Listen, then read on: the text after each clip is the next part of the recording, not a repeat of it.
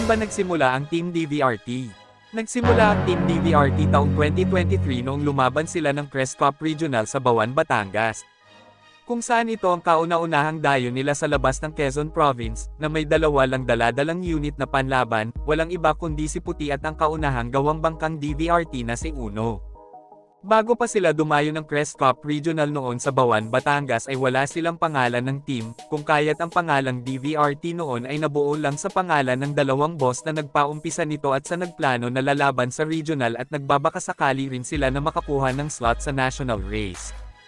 Ang dalawang boss na ito ay sina Boss Doker Villame at Boss Rodel Toledo na nag-combine para makalaro noon sa Crest Cup Regional ng Bawan, Batangas.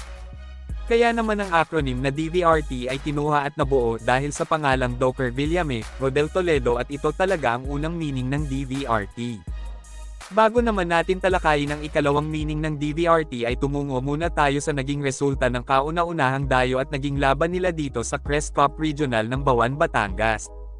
Ang pakarire na ito sa Bawan, Batangas ay dinayo rin ng maraming kalahok na mga ngarera na halos lahat ng malalakas na team sa Luzon ay nandito, at kung susumahin ang mga kalahok dito ay aabot lang naman sa lagpas 50 na bangka ang mga sumali dito.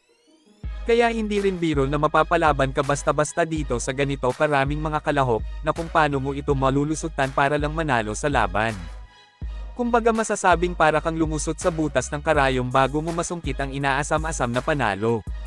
At sa pagkakataon yun, hindi inaasahan ng Team DVRT na sa kauna-unahang pagsali nila sa Crest Cup taong 2023 na ginanap sa Bawan, Batangas ay sila pala ang makakakuha ng kampyonato sa pakarerang ito, na tanging hangad lang naman nun dati ng team na ito ay makakuha sila ng slot para sa national race.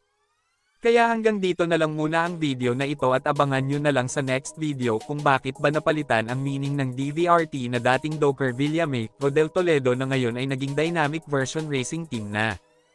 At kung isa ka sa tagahanga ng team na ito, maaari mo bang i-share ang videong ito para naman mapanood ng iba at sanay huwag niyong kakalimutan i-like and follow ang page na ito para naman masubaybayan nyo at sipagin pa tayo paggawa ng magiging part 2 ng video patungkol sa Team DVRT. Yun lang at maraming salamat sa panunood.